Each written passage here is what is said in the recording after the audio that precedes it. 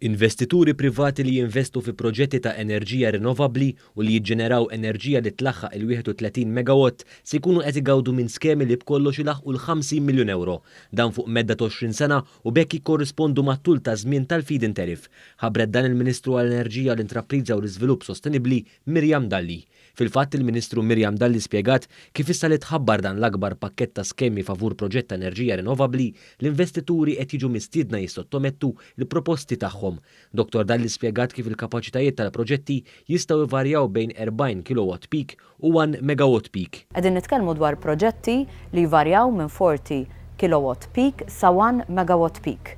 U qegħdin naċċertaw ruħna li nofru din l-allokazzjoni għaliex irridu li l-investituri jkunu sieħba magħna fit-tranzizzjoni lejn enerġija nadifa. Fl-ewwel 5 sejħiet l-investituri qed jiġu mistiedna jissottomettu proposti għal kapaċitajiet ta' ġenerazzjoni ta' enerġija rinnovabbli minn 40 kilowatt sa 200 kilowatt.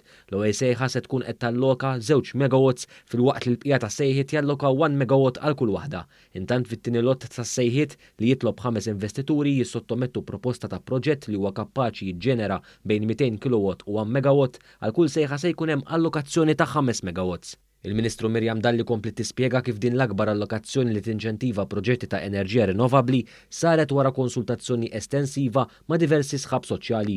One News ħa reazzjoni tagħhom. Ninnotaw ukoll b'sodisfazzjon il-commitment tal-Ministru fejn illum bl-iktar mod kategoriku u ċar insistiet illi meta nitkellmu dwar enerġija rinnovabbli mhux biss se nkun qegħdin nitkellmu fuq pannelli solari, però se tkun qiegħda tkopri kwalunkwe enerġija rinnovabbli li tagħmel il-ġid il-pajjiżna. Dan huwa pass ħafna aħjar fuq li kellna s'issa jagħti viżibilità aħjar lis-settur u anke lill-pajjiż biex inkomplu naħdmu li inqas emissjonijiet fil-pajjiż tagħna u huwa riżultat ta' diskussjonijiet li l-MDA kellha wkoll mal-Ministeru fuq dan is-suġġett. Għal din is-sejħa ta' offerti ta' dawn il-proġetti qed jiġi allokat perjodu ta' 12 xahar. Id-dettalji tal-iskemi se jkunu pubblikati fil-Gazzetta tal-Gvern.